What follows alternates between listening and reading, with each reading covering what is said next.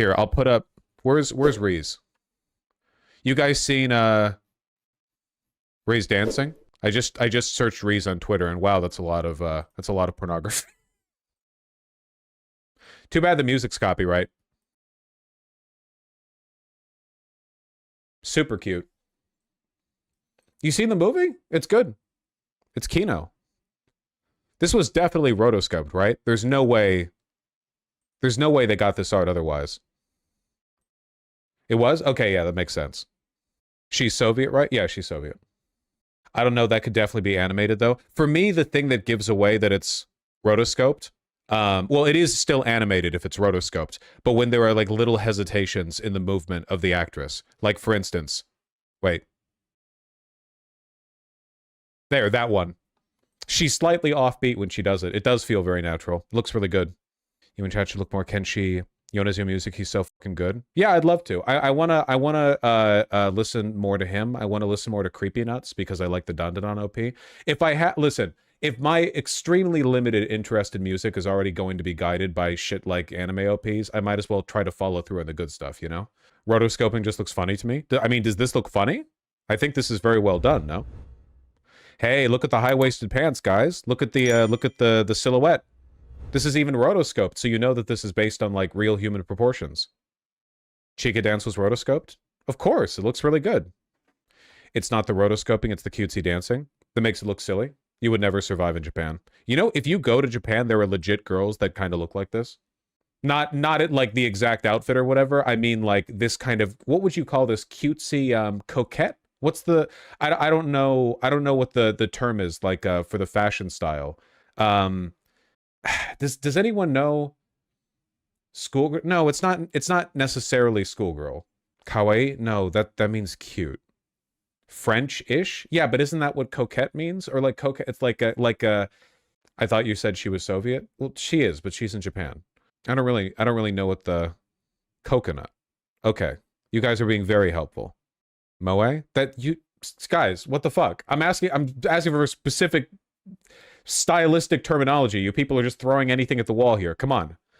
There are like 1,000 trillion fashion subcultures in Japan? Yeah, because they care about that shit over there.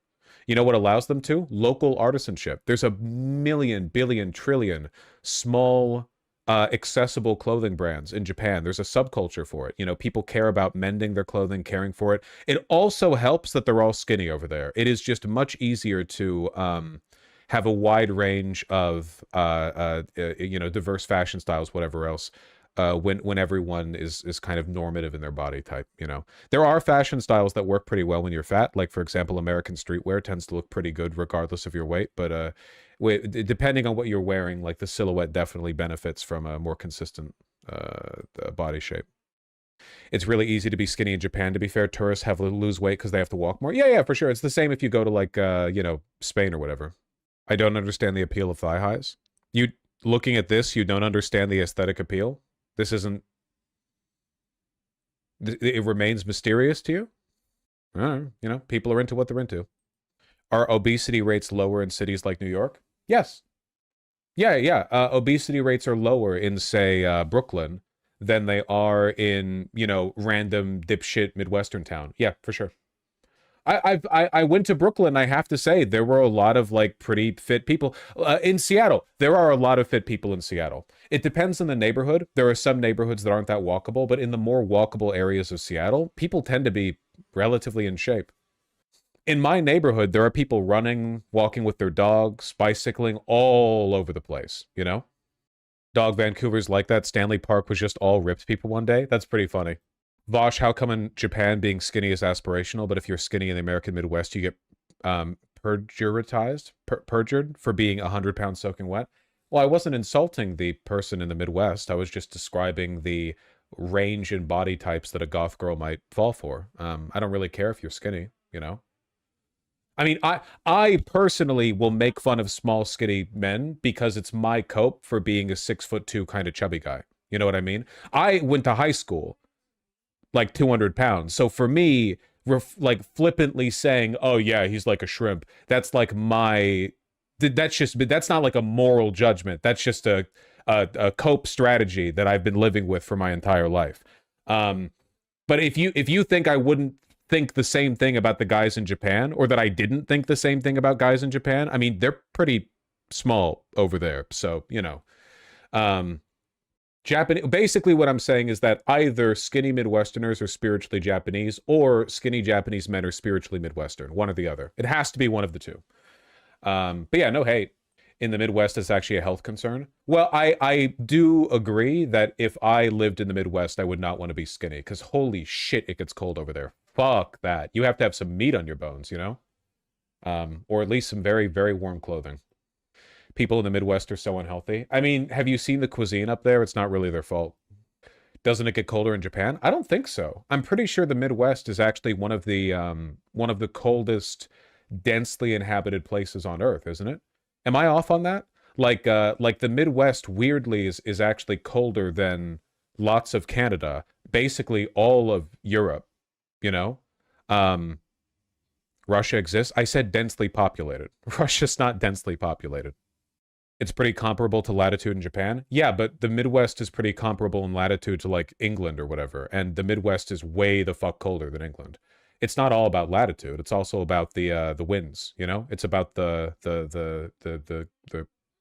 Gulf streams or whatever. Yeah, I haven't heard of Japan getting that cold. It gets very snowy, but close the door. My beautiful partner is very rudely having a conversation with a person over the phone.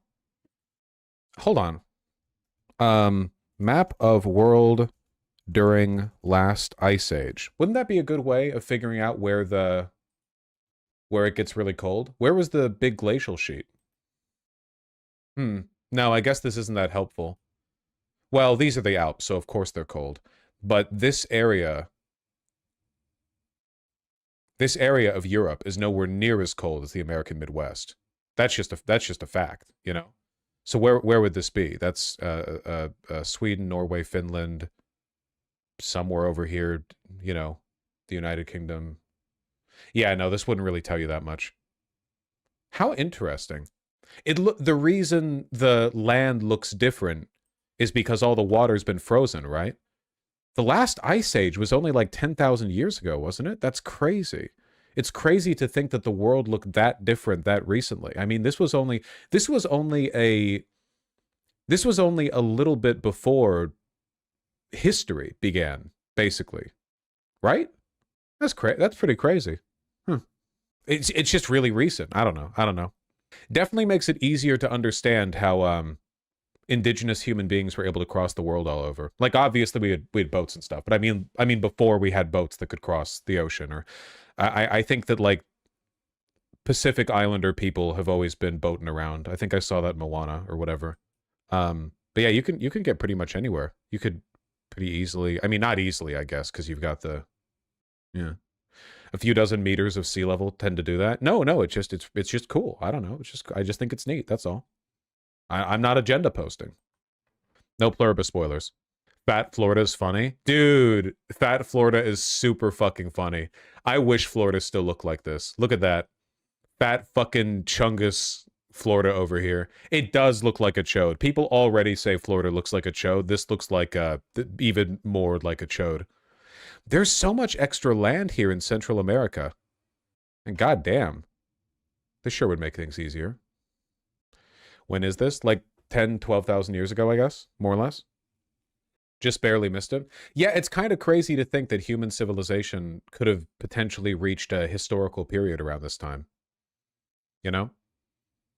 Well, maybe not. Maybe the Ice Age made it impossible to really get things off the ground, because Homo sapiens have been around for a while, or Homo sapiens sapiens have been around for a while.